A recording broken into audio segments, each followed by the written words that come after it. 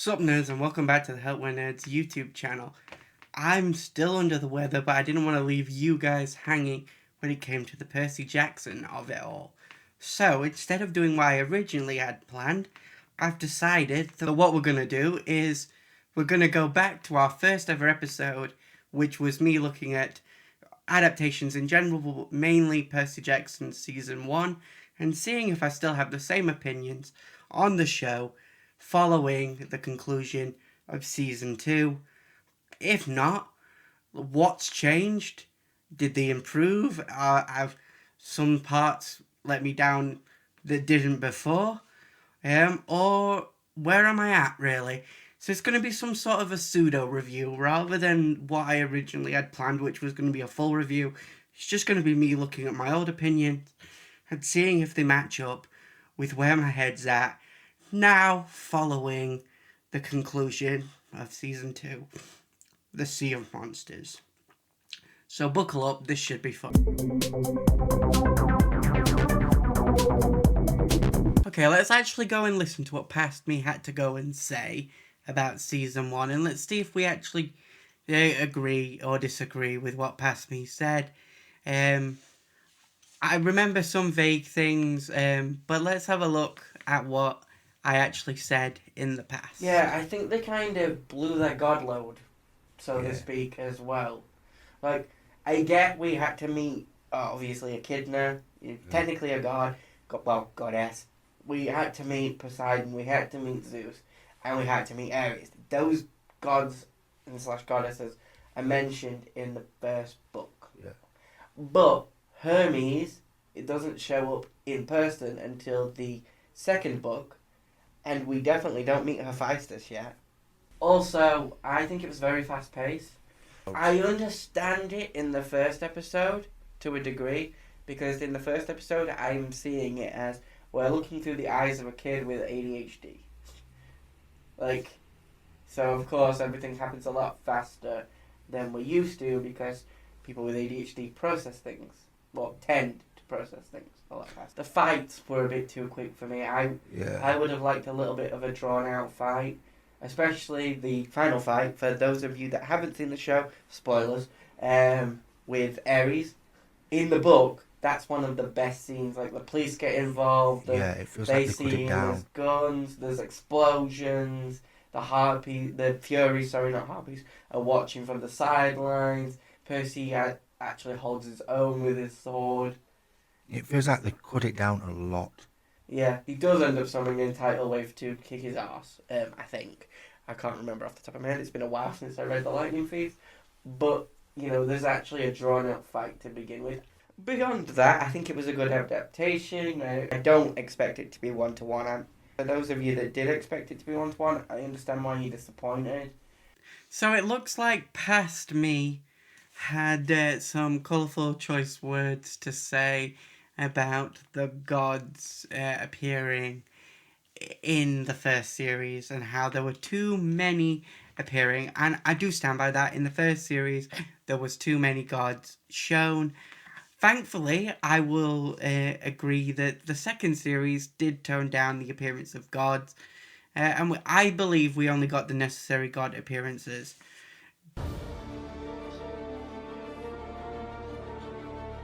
Did Athena appear technically in the second series? Yes. However, it wasn't actually Athena. It was a illusion told by Annabeth. And while it's not the illusion we get in the books, which does feature Athena, because that one also features her father and Luke as well, if my memory is serving me. I read the book recently, but it's a bit fuzzy in my head, the specifics of the vision, but I'm pretty sure it was a picnic and it had Annabeth, Luke, her mother and father, anyway, with that, I do like that they changed it to Athena saving Annabeth. It kind of flips on its head like a coin, the opposite of what happened in the first series, where Athena was directly responsible for putting Annabeth and Percy and Grover in danger with Echidna. So this time it was Athena saving Annabeth, and that being her deepest desire to have made her mum proud, and for her mum to save her, be there to save her. Kind of like what Thalia did.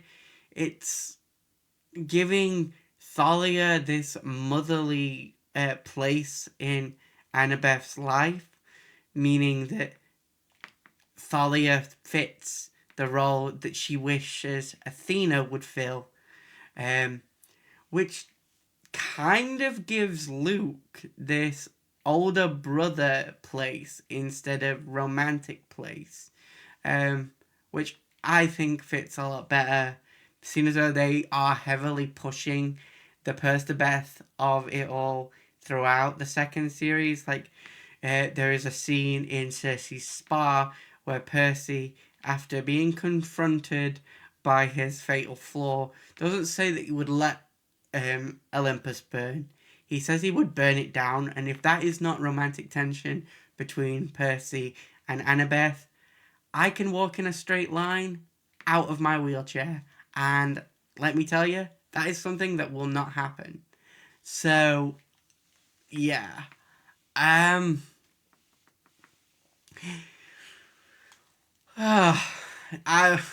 have nothing more to say on the fact that I think adding Athena was a decent shout there. I've tolerated this rebellious phase long enough. You're nearly 16. The Zeus twist, that changes something in Thalia's story, which I can't really speak to until we see season 3, which thankfully we're not going to have to wait long. We are getting season 3 this year. So thankfully we're not going to have to wait too long to see the ramifications of that. I do feel like that's changing Thalia's role slightly. Yes, there was always some antagonistic behaviour between Percy and his older cousin Thalia. However, this is different because we know that Poseidon is a caring father, whereas Zeus clearly isn't. And we know that anyway from the books. Like, we see the way that he treats the Graces. Spoiler alert for anyone that hasn't read the Heroes of Olympus. There are more than one. There is Thalia, and there is her younger brother Jason, who is actually the son of Jupiter, not Zeus, because the Greek gods have like a split personality with their Roman counterparts. But they are siblings twice over through Zeus and his split personality, and they share the same mother. So if we ever get to Heroes of Olympus show-wise, that'll be a fun dynamic to explore. Because that's really fun to do. But Zeus actually kind of stuck around the Graces a little bit until he realized Thalia was a problem, or could be a problem, and then he just left and gave Jason over to Juno as her champion. So, that's kind of why Heroes of Olympus kicks off. Because Hera or Juno, or both working in tandem, technically, kick off the prophecy of the Seven. So, yeah.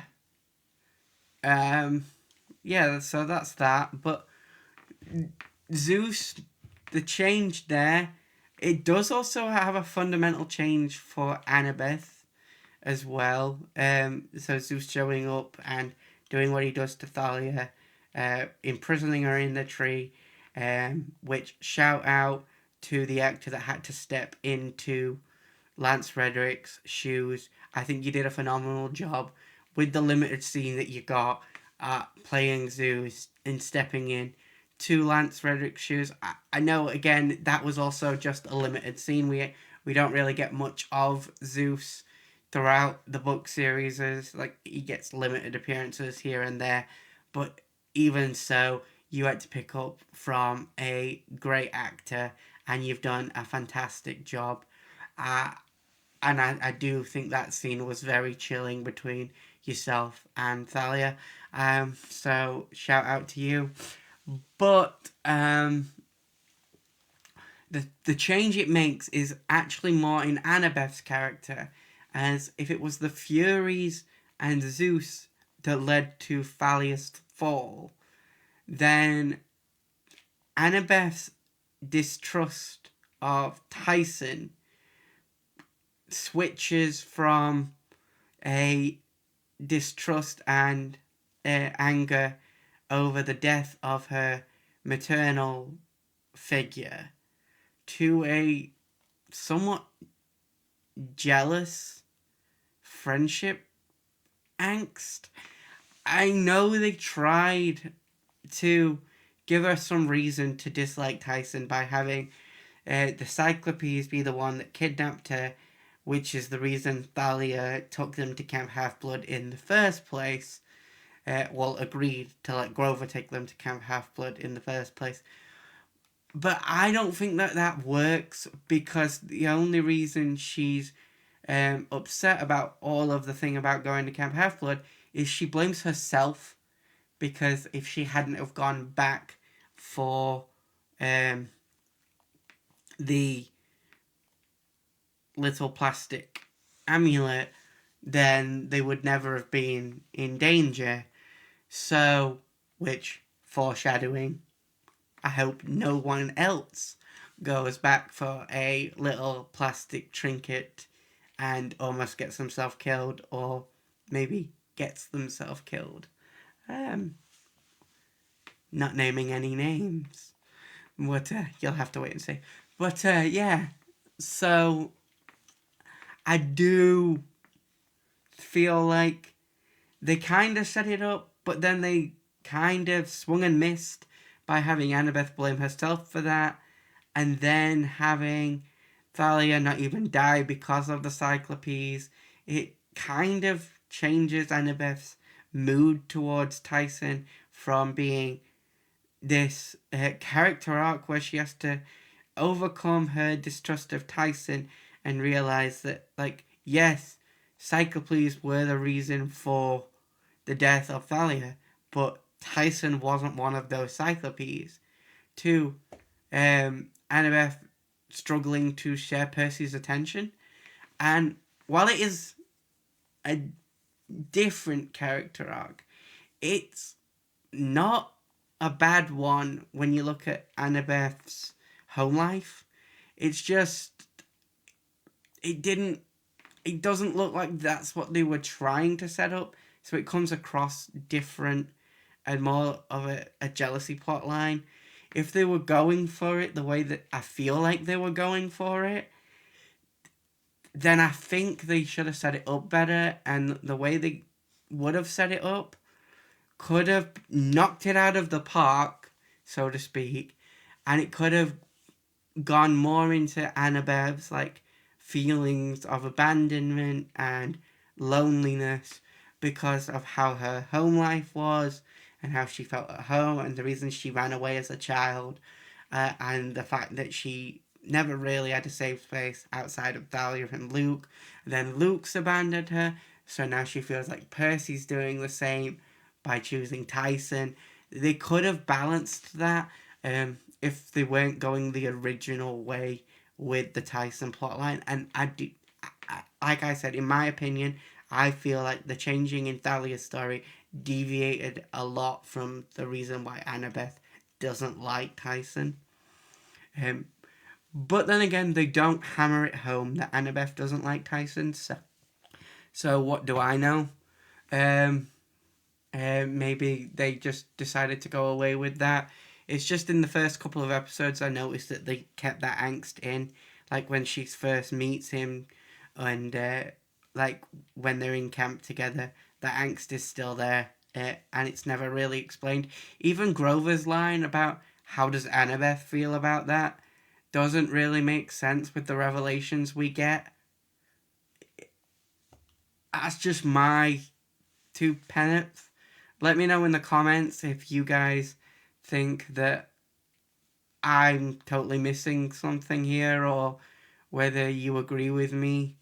Because it's just something that I noticed on a rewatch. But yeah, as for my other complaints, because I do think that the God stuff kind of balanced itself out, and I think introducing Hermes last season was actually a good thing. It led to one of the funniest moments this season, because having Hermes be in the Lotus Casino last season actually meant that we got some really cool moments this season with Hermes where he either agreed to being the god's man whore, which we all know is Zeus, or he just called out every single one of his brothers and sisters and father because he said that half of the kids in Hermes' cabin are come from nights in Vegas. So, and for those of you that don't remember or haven't read the books or haven't watched season 1 in a while, yes, Hermes' cabin is where his children go, but Hermes' cabin is also where the unclaimed kids go. So either he's calling himself out and saying, yeah, I have a lot of wild nights in Vegas, or he's saying, yep, that's where all the unclaimed kids come from. Take it as you will, but that is funny. And we wouldn't have got that interaction had Hermes not been in season 1. So that one I can get behind. I think it set this up, this interaction between Hermes and Percy really well, and kind of gives them this backwards and forwards banter, and sets their dynamic up really well.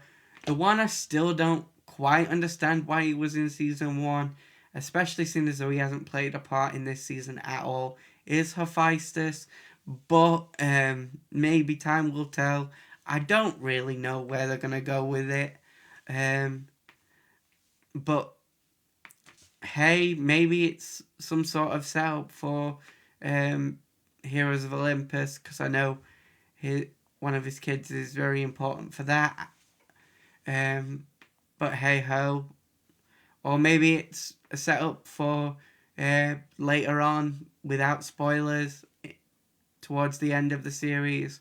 Again, I don't know what they're doing there, but it is a really weird throw in to have Hephaestus show up in season 1. I'll still stick by that, but I do think that they balanced out the gods a lot better this time. And yet, like I said, they added Zeus in and they added Athena in this time. However, Athena was in the book. She just didn't play that much of an active thing outside of being sat on a blanket, and she and Zeus wasn't in this at all. So, but I think the twist does add something for Thalia, while, as I've explained, taking away something from Annabeth. However, it does give Annabeth this new avenue that they could explore, I think. But yeah, as for pacing, which was one of my other complaints, I do think that they've stuck with the same pacing. I think this is something that we're stuck with now. I think that we're stuck with the Disney Plus pacing, I'm going to call it, because it is very quick. We are jumping from plot beat to plot beat to plot beat. And there are things that do get left out. There are cuts on the cutting room floor that don't really need to be there at all. There are things that happen that are weird.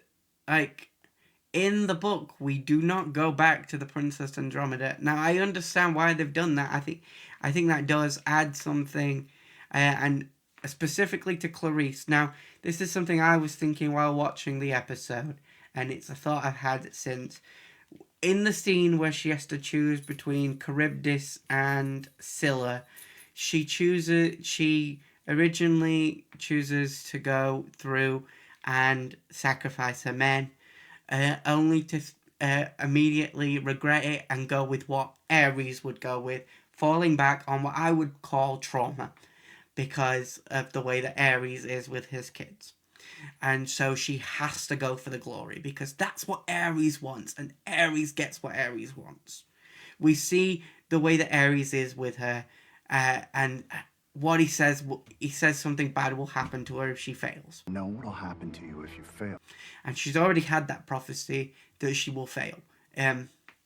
Now, she misinterprets what it means, as prophecies are led to do, but she's scared and she goes with the option that she's been told her entire life by her father to go for, and that costs them. That costs her deeply, because she promised those men Elysium, something she shouldn't be able to promise and can't promise, and Annabeth and Percy point out to her, you can't promise that, you are not a god. But she promised it anyway, and she jumped at the Ares option when she felt fear. And that's what blew up in her face. Then we get back to the Princess Andromeda, and this is where I brought this back up. Why I brought this up. Because there's a moment that's similar in my mind. And it's the moment Clarice overhears the two individuals talking about going to, and Alison, going to kill Annabeth. And she has the option. She has the Ares option, going for the fleece and claiming glory. Or she has the Clarice option, going to save one of her friends. And it's the Clarice option, going to save one of her friends, that helps her complete her quest. Because she would fail in the end without friends.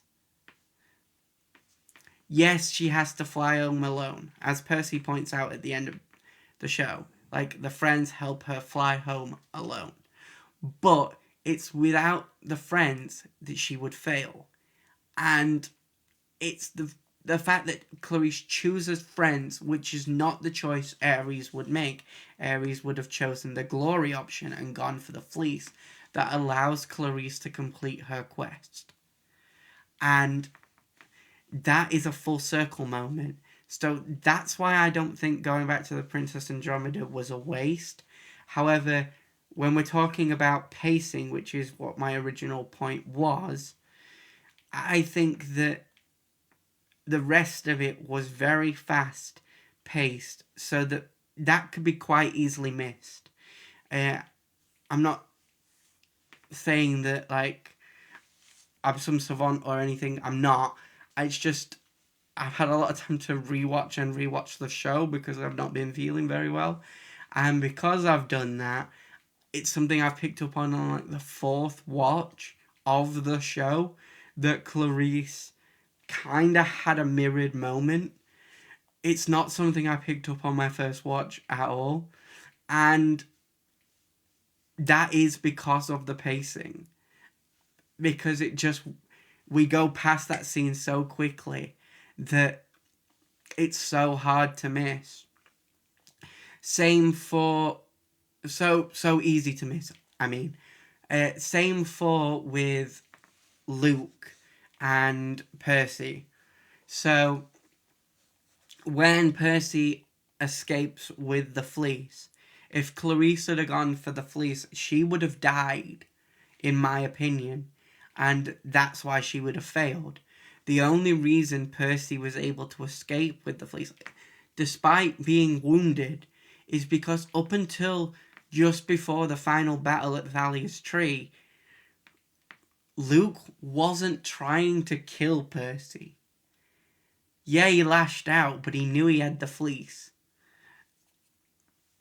The thing is, Kronos only gave the order to kill Percy just before the final battle at Valia's Tree. Which means, up until that point, Percy wasn't fair game at all. After that point, Percy was fair game. The only person that doesn't seem to be on the level is Allison. And I don't really understand the inclusion of Allison. So for anyone that's not in the know, Allison is a show-only character. She doesn't exist in the books. She was created for the show. I thought she was a nice inclusion instead of doing Polyphemus to chase Grover. It kind of sets Polyphemus up as a bit of a surprise for those that haven't read the books or anything like that.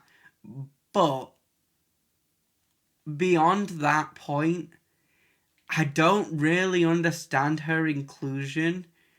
It makes Luke seem less in charge of his own men and diminishes his own space, in my opinion.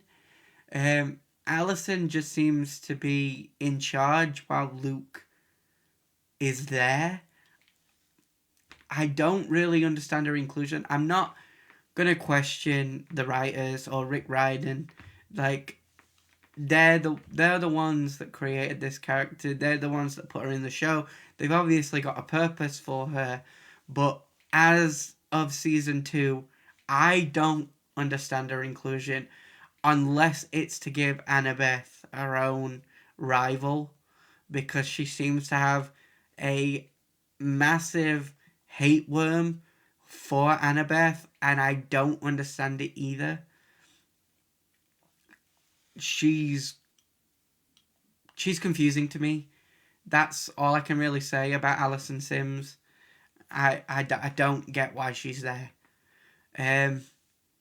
But yeah, I do think that the pacing is the same. I do think that it is jumping a lot through a lot of things. The Polyphemus thing in the books was 3 chapters. And in the film, in the show, it was one episode, and he wasn't even really... They set him up to be smarter, and I don't even think he was that big of a threat for Percy and Annabeth. Yeah, he did some damage to Annabeth, and Luke managed to get away with Annabeth, but again, like I said, Luke wasn't even there. Clarice threw Annabeth over her shoulder and firemen lifted her away in the book. Like, we don't get any of that in the book. So there is no Luke of it all. Annabeth is still wounded, but not to that extent in the book as well. I think we should have got a bit more with Polyphemus. I understand that they're trying to build Luke up to be the big bad, but I do think that there needs to be a bit more on the antagonists for each book. I'm not saying that it should have been like 2 episodes or anything, but I do think if it had been a longer episode, and we'd have got a little bit more with Polyphemus, then that would have been better. Maybe we might get a bit more of Luke taking a bit of a backseat next season with Atlas, because I do think Atlas kind of takes over in Titan's Curse. With that, I think the only other thing that I really did criticise in that opening bit was the fight scenes, and I do think that these were way better than last season. I think the fight scenes were way more drawn out, way more choreographed, way better in every sense of the word. The scene where we see Allison and Annabeth and Percy go toe to toe was fantastic.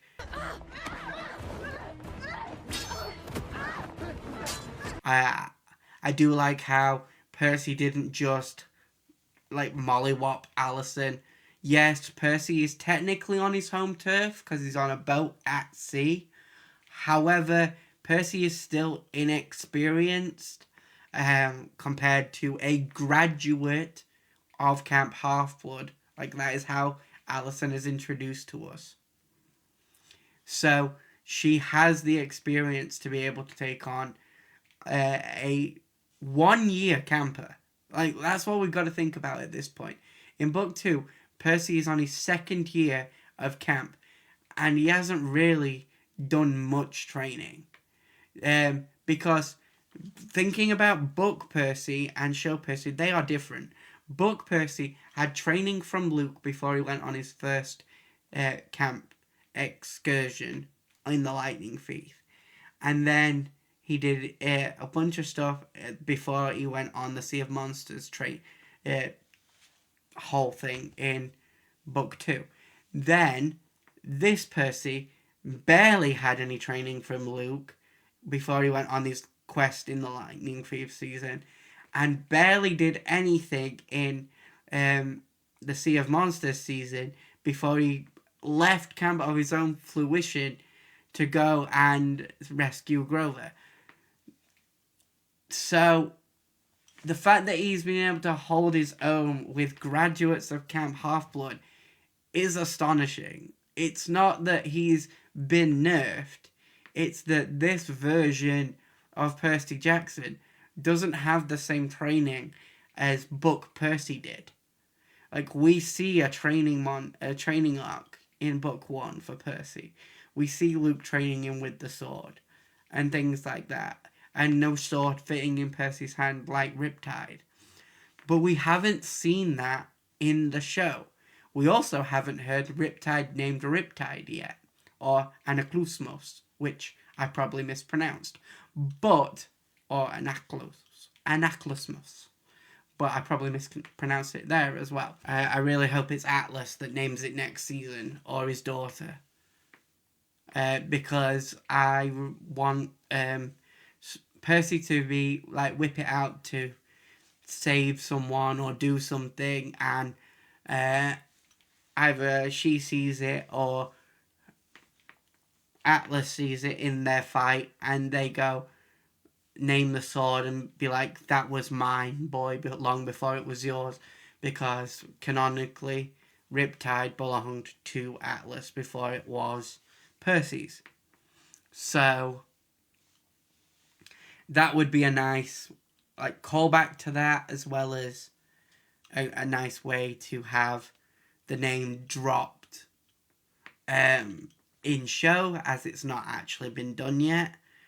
It also would have Percy like finally learn that swords have names, because like I said, Riptide hasn't been named, but neither has Backbiter, which is the name of Luke's sword. So that will be interesting to learn when we find out when it's name dropped to that as well. But back to what I was saying about the fights, I do think that they were way better choreographed, especially the scenes between Luke and Percy. Like, Luke and Percy being able to hold their own with each other, but Luke slightly having the edge, because Luke is the better swordsman. Like, even though Percy gets better at swordsmanship, Luke is the better swordsman. And towards the end of the book series, like by the last Olympian, the only person that can challenge Luke in swordsmanship is Percy, and the only person that can challenge Percy in swordsmanship is Luke. So until Percy meets Jason, no one can really challenge Percy at swordsmanship, which means his skills don't really get any sharper up until Heroes of Olympus. And then you get the whole fight on the battlefield, where Percy cuts through multiple demigods until he gets to Luke. He pulls off a move Luke used on him twice, and unbeknownst to Percy, Luke has the green light to kill him, so he gets his face bashed in like it's an MMA fight, and Percy is the loser. And poor Percy was not expecting that. This is what I mean about the fight scenes being a lot better. This is what the fight should have been like last season, where Ares was going up against a 12-year-old. Like, yes, Percy won against Ares, and he does win in the book, so he should win. But the fight scene should have been like legitimate. We should have actually seen blow for blow a fight, not just Percy summoning a tidal wave to knock Ares on his butt. Like, I get that, like, that was cool, see it, a cool thing, but did he really win if he's just using his aqua powers? I wouldn't really call it a win that way. The only other thing that I remember talking about, though I couldn't find it in the audio, which is why it wasn't included in that bit, is the fact that Percy knew too much in the first season. Like, his mythological knowledge was at Annabeth levels, and he was able to get to the point a lot quicker than in the books, like with Auntie M and things like that. And for the most part, I think season 2 did that a lot better. I really do. I think Annabeth having to fill Percy in on a lot of stuff was handled really well, but it wasn't overly done. Like, they knew pretty quickly that they were at Cersei's spa, because she was called Cece. She was calling herself Cece, and then she used magic, and she said she was a sorceress. So Annabeth went, Cece, sorceress, you're Cersei, and then kept talking about Homer, which was pissing off Cersei, which I did like. The sirens, I thought that was done really well. Like, there were things that they could have done where they would have just had the answers. Like, I think the best example is last season, they walked up to Auntie M, and they automatically knew she was Medusa. Percy arrives at camp this season, and Tantalus is stood there. Now, he says his name, and Percy knows who he is because he's done mythology, but it's not that, like, he immediately knows who he is. He's like, you can see him take a minute to think, and when he comes out and says it, it's like someone that's thought about it. It feels organic. It doesn't feel like he just knew who this person was, like he was reading from the book. Whereas last season, it felt like... Does that make sense? I don't know if I'm making sense or if I'm rambling at this point, but last season it did feel like they were reading from the book. This season it feels like they know things because they know them, not because they're reading from the book. Also, changing things up from the book so that what they're expecting isn't what they're getting. So they're expecting Polyphemus to be a dumb, blind Cyclops. And that's what we kind of get in the book. It's also what we get in Epic the Musical, apart from the fact that he's blind. Like, he gets blinded in Epic the Musical. But he is pretty dumb. In the Percy Jackson season 2, yes, he's partially sighted because of what Odysseus did. But he's not dumb. He's actually kind of intelligent. And that subversion means that what they were expecting isn't what they got. The same with Cersei. What they were expecting isn't what they got. The same with a bunch of things that happened. I feel like this was done really, really well. Tyson was done really, really well in this season, and I think the way that he plays his part in this season was done really well. The scene right at the end where he tells Percy that he prayed for a friend and was given a brother was so emotionally sweet, and added to by the fact that they haven't just been brothers for like a few weeks, because Sally has been raising them side by side for a year since she found him at the homeless shelter. Therefore, they've been friends but kind of living together as like brothers for a year. So he was in a sense, given a brother before they even knew they were brothers. And on that note, showing us that Sally Jackson is clear-sighted in season 2 was so great. It makes it so much better that we don't have to just get exposition dump by the last Olympian, where all these monsters are working with Kronos and Luke and everything, and Sally Jackson can see them and is just not oblivious, and then you have to be told, oh yeah, she's clear-sighted. Like, it's so much better that we've had this. Like, yeah, she knows, she can see. Cool. We know now. Sally Jackson is clear-sighted. Awesome. I think for my complaints of last season, I think this season has done a lot better. Were the things that I think this season could have done better? Yes, there are things I think this season could have done better. 100%. I think there are things that definitely should have been explored better. This season has been good overall. So thank you for listening to me ramble, and I'll probably do this again next year after season 3 to see if I still agree with my points now. Let me know if you've liked this video down below. If you have, don't forget to like, subscribe, and ring that notification bell to stay up to date for when we drop new content. And as always, stay happy, stay healthy, and most of all, stay nerdy. I will see you in the next one.